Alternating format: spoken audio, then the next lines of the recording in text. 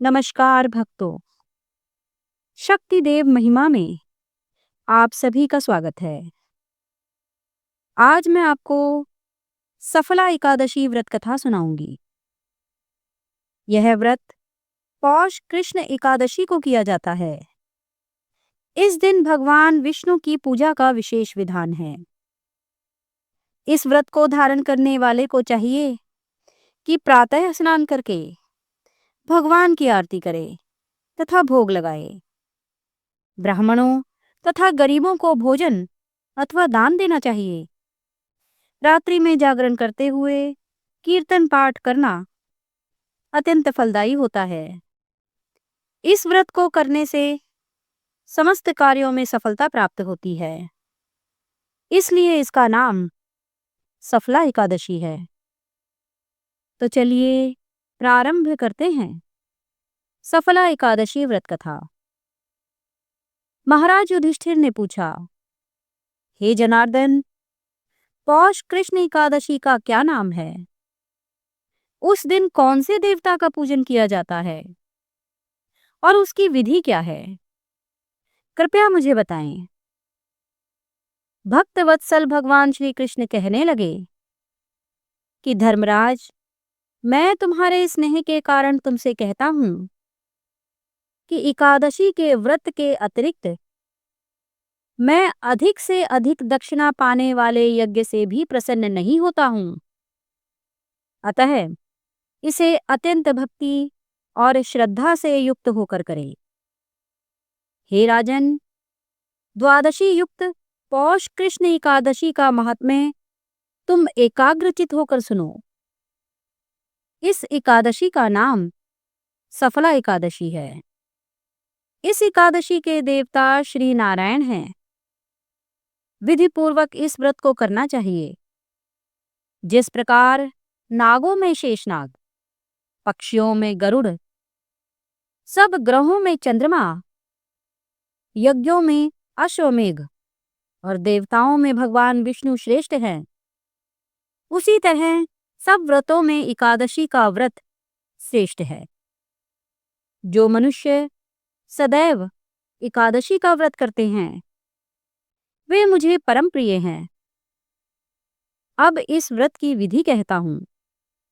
मेरी पूजा के लिए ऋतु के अनुकूल फल, नारियल, नींबू, नैवेद्य आदि 16 वस्तुओं का संग्रह करें।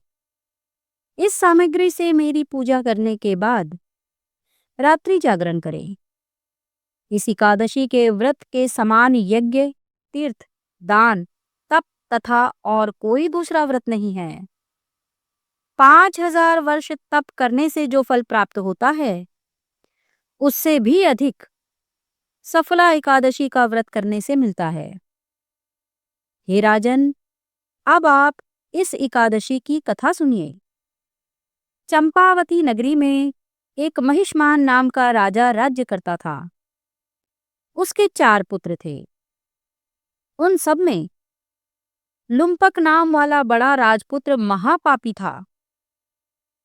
वह पापी सदा परस्त्री और वैश्यागमन तथा दूसरे बुरे कामों में अपने पिता का धन नष्ट किया करता था।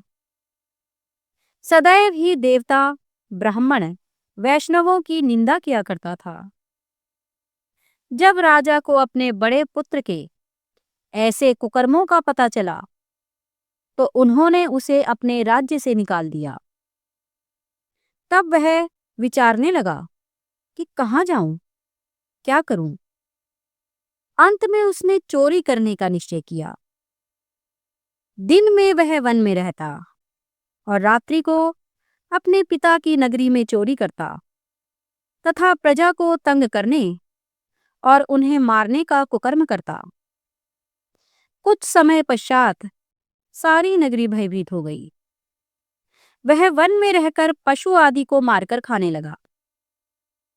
नागरिक और राज्य के कर्मचारी उसे पकड़ लेते परंतु राजा के भय से छोड़ देते। वन में एक अति प्राचीन विशाल पीपल का वृक्ष था। लोग उसकी भगवान के समान पूजा करते थे। उसी वृक्ष के नीचे वह महापापी लुम्पक रहता था। इस वन को लोग देवताओं की क्रीड़ा स्थली मानते थे। कुछ समय पश्चात पौष कृष्ण पक्ष की दशमी के दिन वह वस्त्रहीन होने के कारण शीत के चलते सारी रात्रि सो नहीं सका। उसके हाथ पैर अकड़ गए। सूर्य उदय होते होते वह मूर्छित हो गया। दूसरे दिन एकादशी को मध्याह्न के समय सूर्य की गर्मी पाकर उसकी मूर्छा दूर हुई। गिरता पड़ता वह भोजन की तलाश में निकला। पशुओं को मारने में वह समर्थ नहीं था, अतः पेड़ों के नीचे गिरे हुए फल उठाकर वापस उसी पीपल वृक्ष के नीचे आ गया। उस समय तक भगवान सूर्य अस्त हो चुके थे। वृक्ष के नीचे फल रखकर कहने लगा, हे भगवान, अब आपके ही अर्पण किए हुए ये फल आप ही तृप्त हो जाइए। उस रात्रि को दुख के कारण उसे नींद नहीं आई।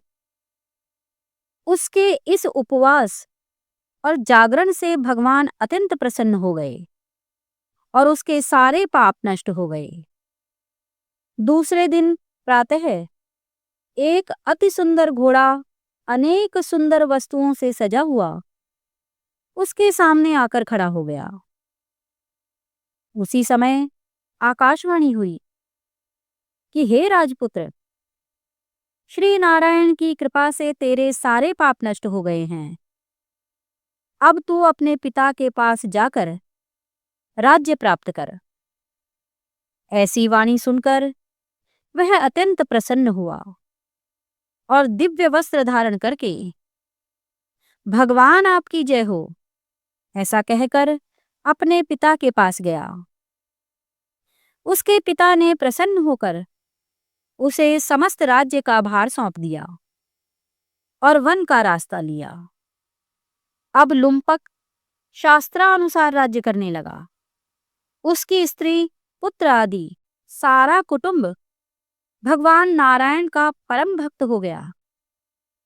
वृद्ध होने पर वह भी अपने पुत्र को राज्यभार सौंपकर वन में तपस्या करने चला गया और अंत समय में वैकुंठ को प्राप्त हुआ।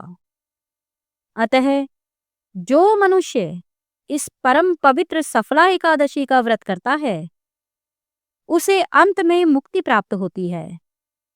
जो नहीं करते वे पूंछ और सींगों से रहित पशुओं के समान हैं।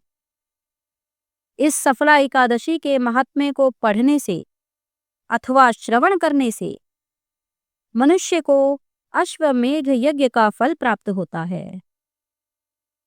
तो भक्तों, आप सभी पर माता लक्ष्मी सहित भगवान श्री हरिनारायण की कृपा बनी रहे और आप सभी का जीवन मंगलमय हो।